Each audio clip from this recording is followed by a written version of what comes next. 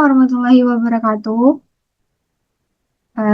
Kami dari kelompok 6 akan melakukan analisis regresi moderasi. Sebelum melakukan pengujian, terlebih dahulu kami akan memperkenalkan diri terlebih dahulu. Oke, kenalin aku juga Nafisa dengan NIM 096. Aku Dwi Wahyuningsi dengan NIM 247. Aku Nila Aristia Dewi dengan NIM 254. Aku Kesha Wapita Sendi dengan NIM akhir 414. Sebelum melakukan pengujian langsung menggunakan SPSS, saya akan membahas apa sih yang dimaksud dengan MRA atau Moderate Regression Analysis. Analisis regresi moderasi merupakan analisis yang melibatkan variabel moderasi dan variabel independen dan variabel dependen dalam membangun model hubungannya. Variabel moderasi itu berperan sebagai variabel yang dapat memperkuat dan memperlemah hubungan antara variabel dependen dengan yang bergantung pada variabel prediktor atau independen dengan variabel yang tergantung yaitu variabel dependen. Langsung saja untuk pengujian interaksi yang akan dilakukan oleh Nila. Kepada Nila dipersilakan. Oke, makasih Cindy. Jadi aku akan menguji interaksi. Nah, jadi fungsi dari uji interaksi itu adalah untuk menguji interaksi antara variabel independen dan dengan variabel moderasi. Oke, langsung aja kita ke praktek olah datanya. Jadi pertama kita buka, bentar.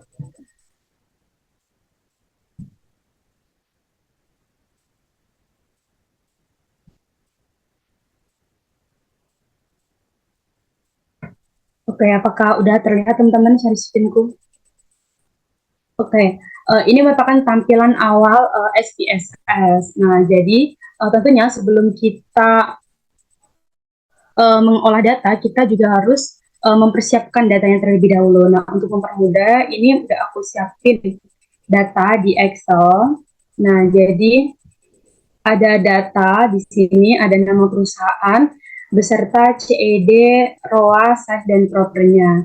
Nah, ini sebelumnya udah aku klasifikasiin mana yang variabel independen, dependen, dan moderasi. Jadi CED itu merupakan variabel independen pertama dan proper itu variabel independen kedua. Kemudian ROA itu merupakan variabel dependen dan size merupakan variabel moderasi.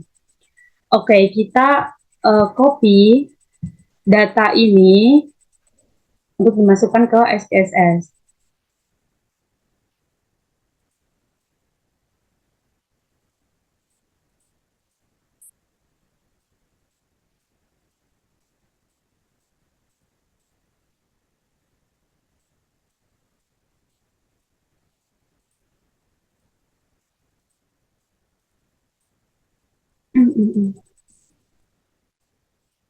Nah, total ada 152 data. Kita balik lagi ke SPSS.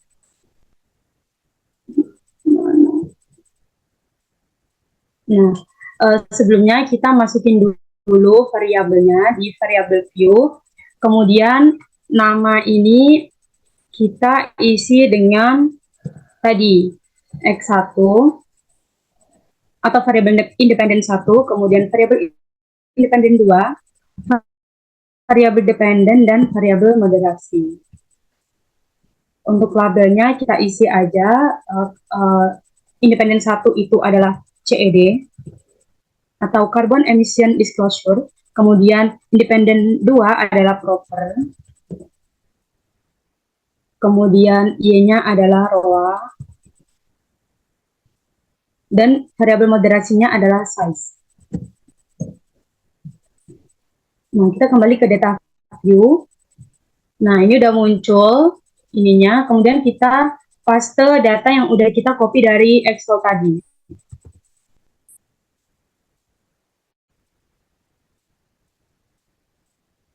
Nah, ini teman-teman data yang udah masuk. Kita cek dulu apakah semua data udah masuk. Total ada 152 data. Nah, benar. Oke, kemudian sebelumnya ini aku akan menguji dua regresi, yaitu regresi yang pertama yang tanpa variabel moderasi dan regresi yang kedua adalah dengan variabel moderasi. Nah, di sini gunanya agar kita tahu perbedaan waktu kita sebelum pakai variabel moderasi dan setelah pakai variabel moderasi.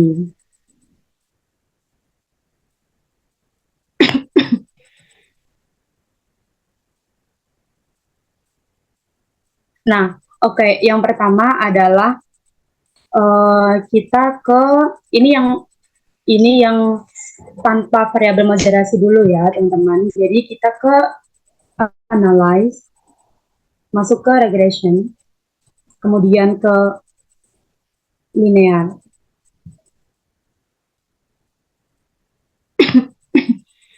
Nah, ini CED itu masuk ke CED dan proper. Itu masuk ke independent dan ROA itu masuk ke independent. Cukup. Kemudian oke.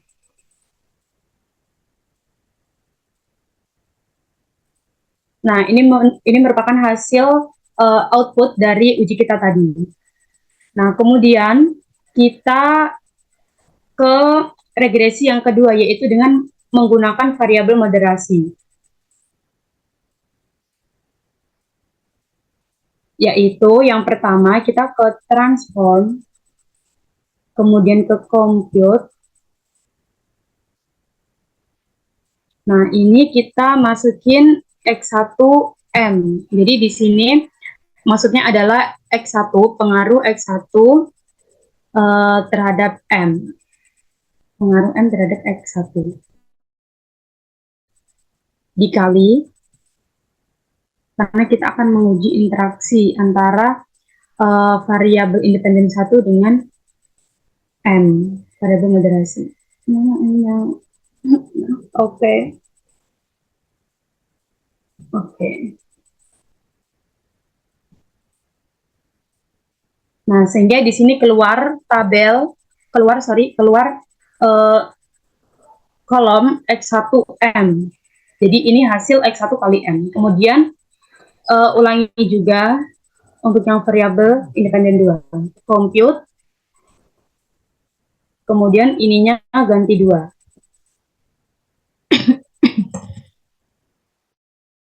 Kemudian ini di mana?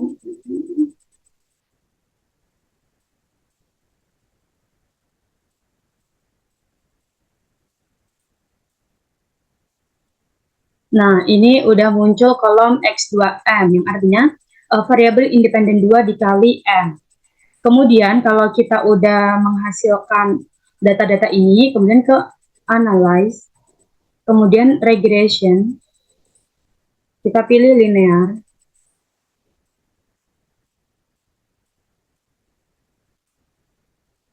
Kemudian, ini kan yang independennya cuma ada X1 dan X2. Nah, kita masukin juga M atau variabel moderasi, X1M dan X2M ke variabel independen. Kemudian, oke. Nah, ini merupakan hasil output dari analisis regresi tadi. Nah, kemudian interpretasinya akan dibacakan oleh Keisha. Silakan, Kei. Oke, makasih Mila. Di sini aku akan bacain hasilnya. Bisa ke koefisien persamaan 1 nggak, Nil?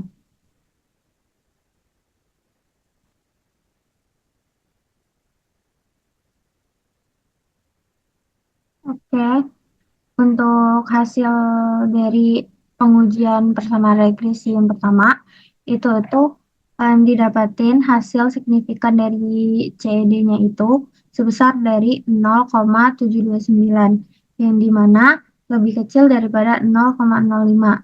Maka kesimpulannya, variabel CED tidak berpengaruh signifikan terhadap variabel ROA. Lalu untuk yang hasil kedua, yang proper itu didapatkan hasil signifikannya adalah 0,029, yang dimana dia juga kurang dari 0,05. Maka kesimpulannya variabel proper tidak berpengaruh signifikan terhadap variabel ROA. Next ke hasil dari model summary-nya. Oke, untuk penjelasan dari koefisiennya, hasil dari CED itu kan mendapatkan nilai signifikan adalah 0,729, yang dimana dia lebih besar daripada 0,05, yang mana kesimpulannya variabel CED tidak berpengaruh signifikan terhadap variabel ROA. Sedangkan untuk hasil dari proper, didapati hasil signifikannya adalah 0,029, yang dimana dia lebih kecil daripada 0,05. Maka kesimpulannya variabel proper berpengaruh signifikan terhadap ROA. Next ke hasil dari Oke. Untuk hasil model summary, didapati hasil R-square-nya itu adalah 0,035, yang dimana artinya sumbangan pengaruh CED dan proper terhadap ROA itu memiliki sumbangan pengaruh sebesar 3,5%. Lalu next untuk ke persamaan regresi yang kedua, ini hasilnya.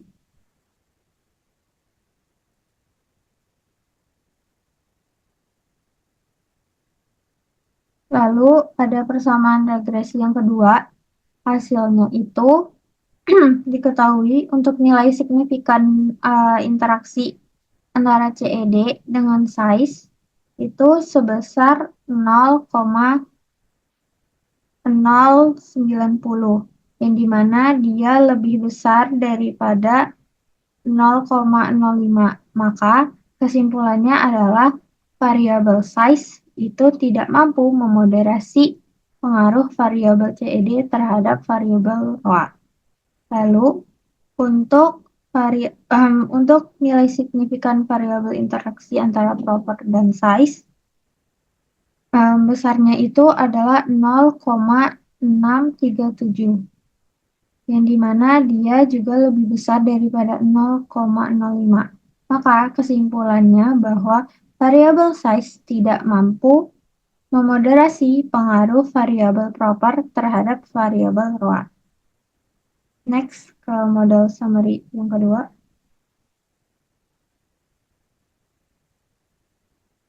Nah, untuk persamaan regresi yang kedua itu menghasilkan R-square-nya itu adalah 0,075, yang dimana sumbangan pengaruh variabel CED atau X1-nya itu dan proper untuk X2 terhadap variabel ROA atau Y-nya itu setelah adanya variabel size adalah sebesar 7,5%. Langsung saja ke pengujian yang kedua, yaitu pengujian selisih nilai mutlak. Kepada Nafis, dipersilakan. Oke, terima kasih kepada Kensha. Sebelumnya kita ketahui dulu apa itu analisis regresi variabel modulasi dengan metode selisih mutlak. Jadi, analisis regresi variabel modulasi dengan metode selisih mutlak itu dilakukan dengan meregresikan selisih untuk selisih mutlak variabel bebas terstandarisasi dengan variabel yang dihipotesiskan sebagai variabel moderasi terstandarisasi. Langsung saja ke proses analisisnya dengan menggunakan SPSS. Oke, sebentar saya set terlebih dahulu.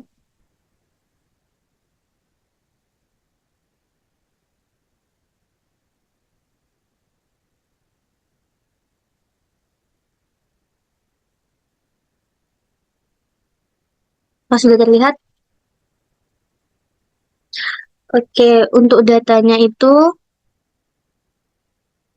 sama seperti yang Nila Aristia jelaskan sebelumnya, yakni ini kita ganti dengan, sebelumnya saya akan menunjukkan datanya terlebih dahulu. Nah, ini datanya yaitu ada CED, ROA, size, dan juga proper.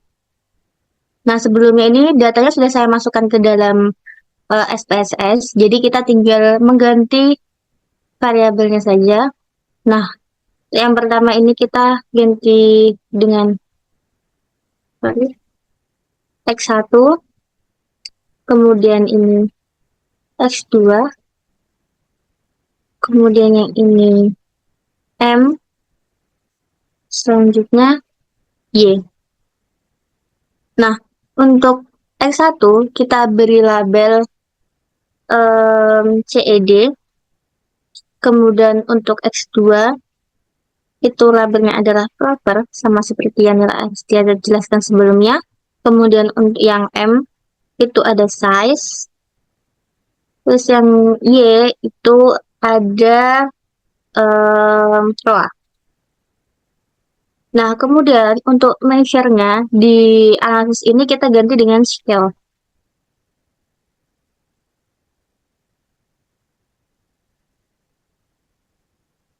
Oke, selanjutnya kita buka data view kembali. Nah, untuk analisis yang pertama, itu kita menghitung nilai standardized variabel bebas atau dan nilai standardized variabel yang dihipotesiskan sebagai variabel moderasi. Nah, caranya yakni kita buka analyze, kemudian descriptive statistics, kemudian kita buka descriptive. Nah, untuk variabelnya itu yang dimasukkan itu ada X1 atau CID, kemudian ada X2 proper, kemudian dan ada size. Ya, langsung klik. Oh, sebelumnya ini dicentang dulu ya, save standardized values as variable. Klik OK. Nah, ini disilang saja. Klik no.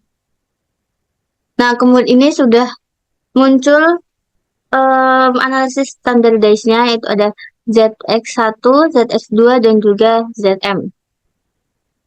Kemudian, selanjutnya kita menghitung selisih mutlak.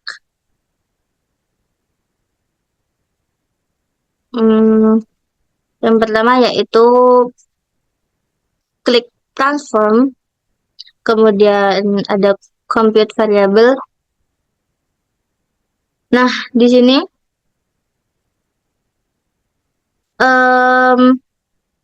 itu kita yang di target variabelnya kita ketik moderasi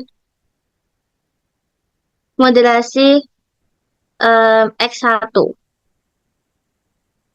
Moderasi satu boleh.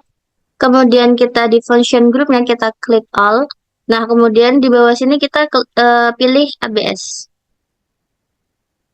Oke, kemudian klik tanda panah ke atas. Nah, di ABS ini kan masih ada tanda tanya.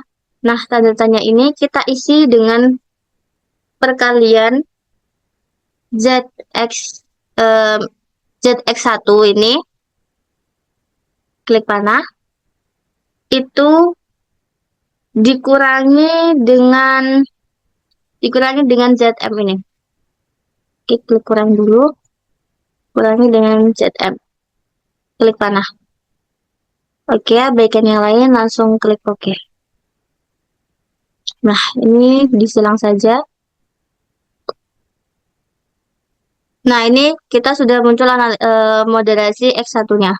Kemudian kita mencari selisih mutlak moderasi yang X2. sama seperti tadi, tapi ini kita ganti namanya target variable kan dengan 2. Nah, terus ini diganti saja. Nah, di reset saja seperti terlebih dahulu semuanya. Nah, terus target variabelnya diganti menjadi moderasi X2, kemudian version grupnya all, cari yang ABS, klik tanda panah. Nah, kemudian yang ini kita tanda tangannya dihapus. Terus kita menghitung ZX2. Kita klik ZX2 tanda panah, kemudian dikurangi dengan ZM. Oke, tanda panah lagi, klik OK. Nah, close.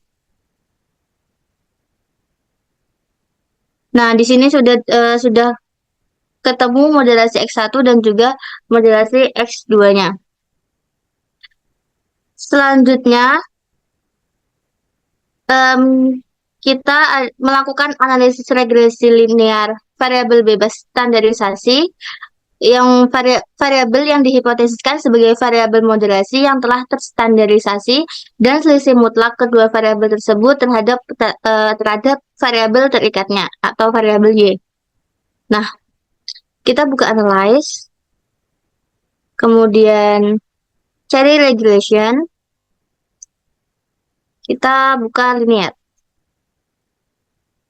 Nah, di sini untuk variabel dependennya kita masukkan yang variabel Y atau row tadi. Terus untuk variabel independennya, untuk variabel independennya kita masukkan ZX1, kemudian ZX2, kemudian size, moderasi X1, dan juga moderasi X2. Oke, langsung klik OK saja. Nah, di sini sudah muncul untuk koefisiennya. Oke, selanjutnya untuk analisisnya akan dijelaskan oleh Keisha. Baik, untuk hasil dari selisih nilai mutlak bisa dilihat di koefisiennya itu hasil koefisien yang bagian CED itu didapati hasilnya itu minus 60,29,89,85,0. Nah, dengan signifikannya itu sebesar 0,606, yang dimana itu dia lebih besar daripada 0,5. Maka dapat disimpulkan bahwa variabel CED itu tidak berpengaruh terhadap ROA. Lalu untuk hasil yang proper itu standarnya itu didapat sebesar minus 181424423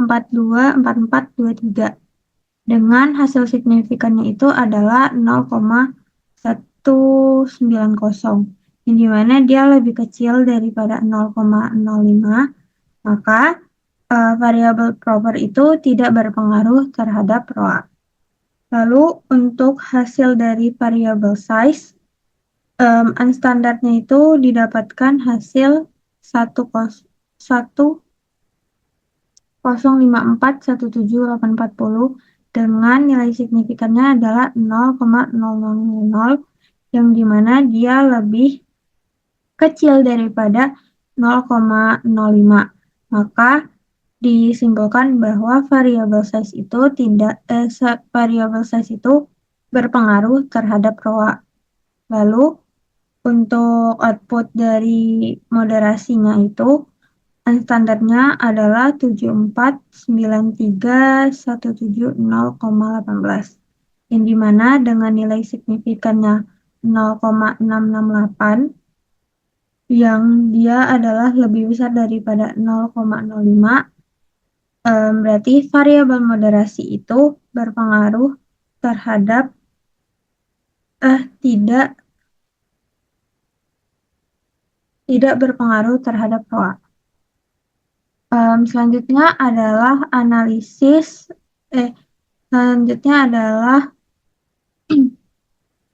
pengujian nilai residual.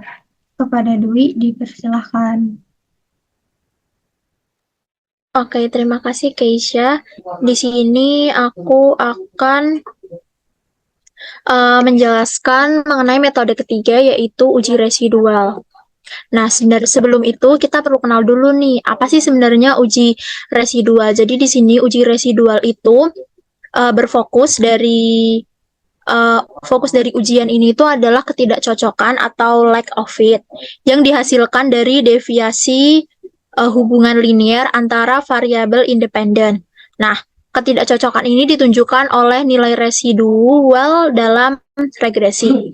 Nah, syaratnya di sini jika variabel tergantung Y diregresikan terhadap nilai absolut residual ternyata signifikan dan negatif, maka dikatakan bahwa variabel Y itu memoderasi. Oke, selanjutnya kita akan langsung uji coba nih di SPSS-nya. Jadi di sini udah ada datanya, ini datanya sama seperti data milik Nila dan juga Nafis ya. Di sini pertama kita tulis variabel view-nya dulu. Yang pertama ada X1, yang kedua ada X2, kemudian ada Y, dan ada M. Di sini beli label bahwa X1-nya itu adalah CED, X2-nya adalah proper, kemudian Y-nya ada ROA, dan M-nya ada size.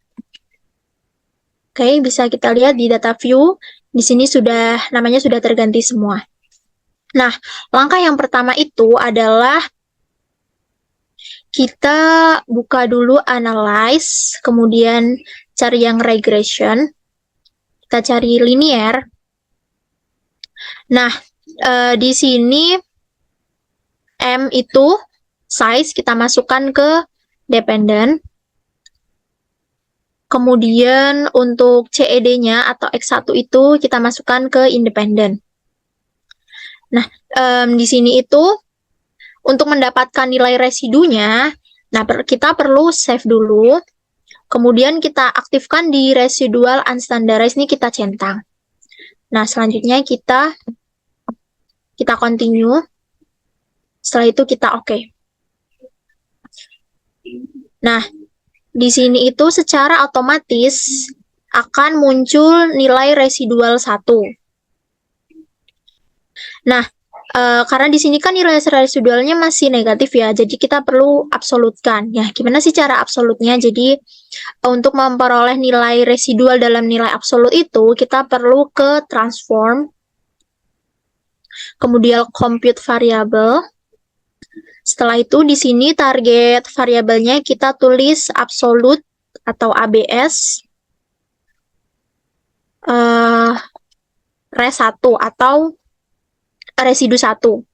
Nah, di sini kita function grupnya kita klik all, terus di sini kita bisa pilih absolute. Absolutnya kita naikkan ke atas. Nah, kemudian di sini karena kita mau mengabsolutkan unstandard yang residual 1, maka di sini res 1-nya kita masukkan ke dalam. Kemudian kita langsung oke. Sini ada outputnya, kita abaikan dulu. Nah, di sini udah muncul absolut dari residual 1. Nah,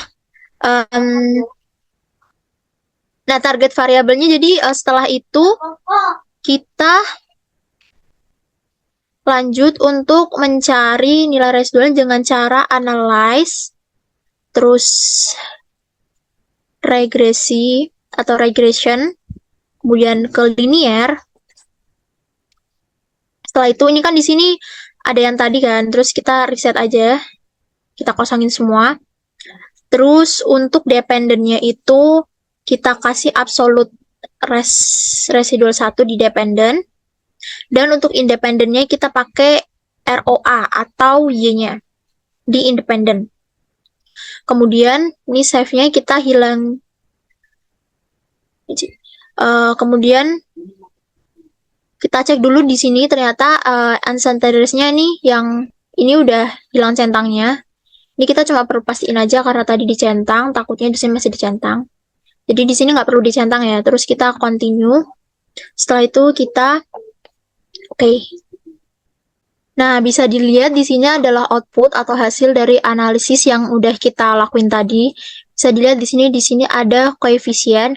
Nah, ini tuh koefisien yang pertama itu adalah hasil dari analisis regresi yang pertama. Nah, bisa kita lihat bahwa di sini unstandardized-nya itu bernilai minus 0,123. Nah, dan nilai tes statistiknya adalah minus 0,302. Nah, untuk hasil analisis koefisien yang kedua akan dijelaskan oleh Keisha. Untuk hasil analisis uji residual, kita lihat di koefisien kedua, itu tuh hasil dari unstandardnya itu adalah 0,234, dia positif, dan standarnya itu 0,566, juga positif, dengan nilai signifikannya itu adalah 0,000. Maka variabel moderasi tersebut tidak memenuhi syarat untuk memoderasi variabel X. Jadi variabel moderasi pada pengujian kali ini itu dia tidak memoderasi. Untuk melihat apakah variabel moderasi itu melemahkan atau menguatkan variabel X, kita lihat di koefisien 1. Di koefisien 1 itu ada CED-nya atau di unstandardnya itu hasilnya adalah minus 0,123 dan standarnya itu adalah minus 0,025 yang yang mana bila hasil unstandard dan standarnya itu minus, berarti dia itu melemahkan variabel X. Jadi dia tidak memoderasi variabel X. Jika hasilnya positif, baru dia memoderasi dari variabel X. Sekian untuk pengujian analisis regresi moderasi dari kelompok 6. Terima kasih.